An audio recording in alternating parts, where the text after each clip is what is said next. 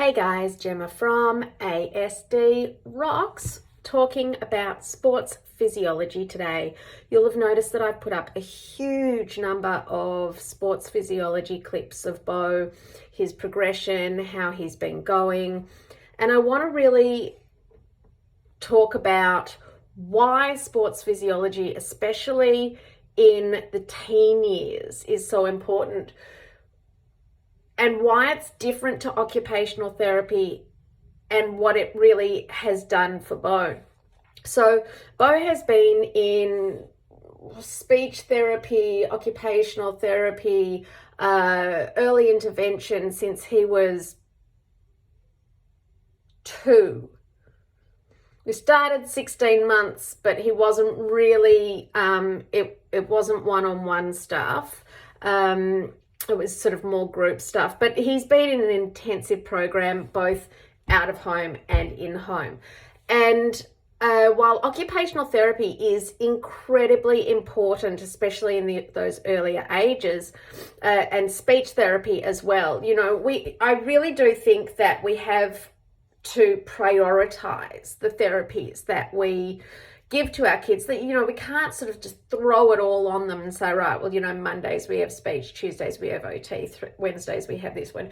You really have to stick with something and hone it in. You still need to have a variety of therapies, don't get me wrong, and every single one you can get in there is exactly what you want. However, Bo, so I started with Bo. I always was so worried because he was such an extreme toe walker. He had huge problems with his legs. He had overdeveloped glutes. He had overdeveloped thighs, underdeveloped Achilles. So the part that goes from the back of the calf down to the heel, because it was always like it never sort of was able to stretch. So he couldn't get his foot, because it was always up on toe. He just couldn't get it down. And I thought that maybe podiatry would fix that. And while podiatry has been essential to that, sports physiology has really made a huge amount of difference to his toes, knees, and hips. Now, what toes? Ankles, toes, and hips. Ankles, knees, and hips. Shoulders, knees, and toes, knees, and toes. Ankles, knees, and hips. So when you have a severe toe walker, you're going to end up with a kid who is going to develop all sorts of developmental issues in regards to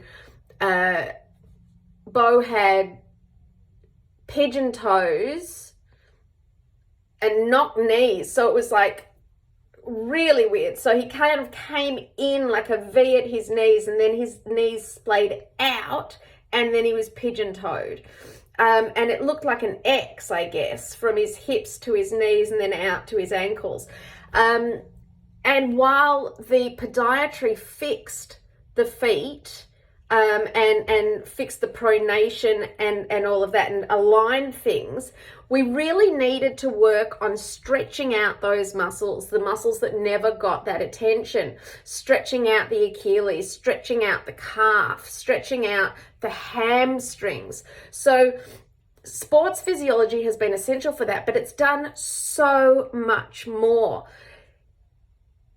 Sports physiology is not about hitting the gym. Okay, it's not about getting buff. Now, I was really distressed by Bo's upper body. He had, he looked like a ballet dancer from like the legs down. It was beautiful because, that's what ballet dancers look like. Plus with the running, the stim running, he for up to 8 hours a day if there's no school, he really had amazingly beautiful looking legs once we'd sort of sorted out the podiatry. But up top, he looked like an Auschwitz survivor because the 5 foods, he never seemed to be hungry. He never asked to eat anything, and with the 5 foods being so incredibly low nutrition, it just stressed me out so much. So as he got into his older years, and this is what's really important, because I think that the occupational therapy, the speech therapy, the life skills, the toilet training, all of those sorts of things are absolutely essential in those younger years. There are these sort of milestones we talk about within the autism world about what's going to help at what age. And food is certainly something they start to talk about at about 10. So from 10 on, you can start trying to expand their food and their diet. Had I known that, I wouldn't have spent my time losing my nana about trying to expand his diet before that. Although I still would have kept going. I just would have known it would have been easier after the age of 10. So he had no, because he didn't play with kids or swing on monkey bars or anything like that, he was in 24 hours a day of therapy of some sort. He never developed any upper body strength, and not developing that upper body strength also meant that he didn't develop the strength in his hands or fingers to open a jar or open a box of crackers. Even his lunchbox was a challenge. We didn't know, he'd need to get help at school to open his lunchbox because he just didn't have the strength in his fingers to do it. So I started off going to sports physiology initially to develop upper body muscle so that he was capable of doing basic things like having the strength to tie his shoelaces. Yes, the coordination is great in occupational therapy to learn to tie your shoelaces, but without the physical strength where they have those hand pumps that you can sit and pump your fingers and get finger and tensile strength. And then the other day, this amazing place that we go to pulled out a whole new exercise, and it absolutely dawned on me that cross coordination, a lot of these gym style equipment and a lot of the gyms, so the sports physiology actually works really well with what I call cross coordination. So that means using the right part of the brain for the left side of the body, the left side of the brain for the right side of the body, and getting them to interact with each other, which often I find is really challenging for kids on the spectrum.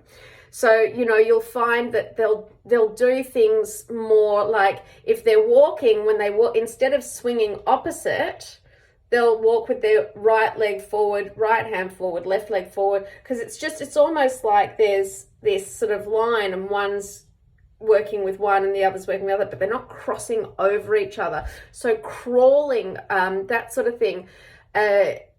And sports physiology brings out all of these things. I'm going to show you a video up next, which is what prompted me to do this video. As you know, Bo goes to sports physiology 3 times a week. And when I saw this exercise, these people are great, because the truth is, I just can't think of everything myself. I learned how to be a speech therapist. I learned how to be an occupational therapist.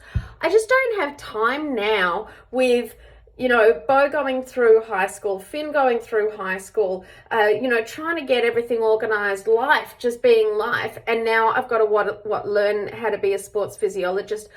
I can't do it, but I can learn from these sessions, and what I can do is buy equipment for home and try and get him to do that. Of course, he's doing it 3 times a week, so that's not necessary for me. But if you're investing in sports physiology and you're not doing it a minimum 3 times a week, guys, do not expect results if you are not doing it for 1 hour, 50 minutes, whatever you want, 3 times a week. You are simply not going to get the results. So if you can't afford it, which we all know our funding is absolute crap, or I started off doing it with my health insurance, then NDIS moved sports physiology over to Allied, which really helped. So now, but you need like $40,000 just for sports physiology if you want to do it 3 times a week for 1 year. Okay, so keep in mind it's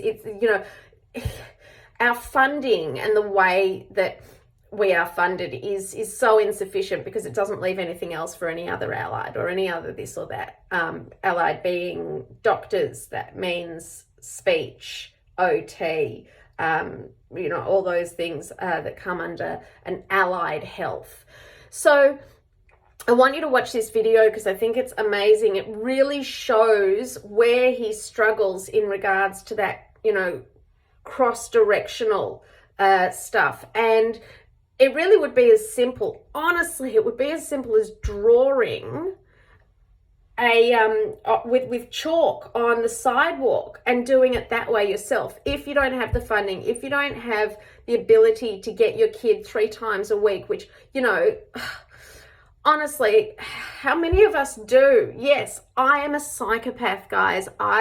What I do and the amount I do for my kids, it's not normal. Most people just can't. They just can't do this. But then most people didn't necessarily know that their kid had severe autism or autism at the age of 2 and was then able to set up work from home so that they could be there 100% of the time and take them to these appointments and arrange all of this sort of stuff. This has taken 17 years of setup for me to be able to, take off and go to sports physiology or whatever it happens to be, the podiatrist, all of the different therapies.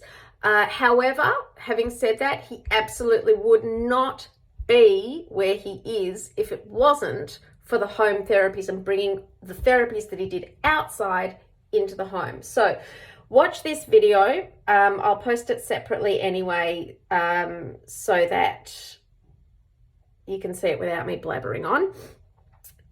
Also, go into my home therapies playlist, guys. There is a huge amount of stuff that I learned from professionals that if you don't have the funding for, if you can't afford it, it's there. I'm showing you what they taught me and how Bo got there. So go into the home therapies playlist of everything, whatever channel you happen to be on at the moment, whether it be Facebook, Instagram, TikTok now, and YouTube. So go there and look at the home therapies, because if you can't afford it, you can still do it and you can do it at home. The equipment at Sports Physiology is absolutely essential. Some of the equipment, some you can change to use at home. So take a look at this video. ASD rocks as always, and so much more to talk to. I've got a whole list of things that I need to, with questions that have come in and things that I need to talk to you about. So enjoy, guys. Right now, so we've got the ladder on the ground here. And what we're going to do is do different things inside each of these squares. Alright. So we're just going to start nice and easy. I want you to put 1 foot in each square, all the way down, so you can get used to it. Alright. Alright? Yep. So there's 1 foot in each square. That's it. Good. Alright. Stay strong. How's that? Stay strong. Yeah. Okay. Now what you do is up to your toes. Easy, I can 1 tell. foot in each square. Oh, you're going to be the table when you get home. Oh, baby.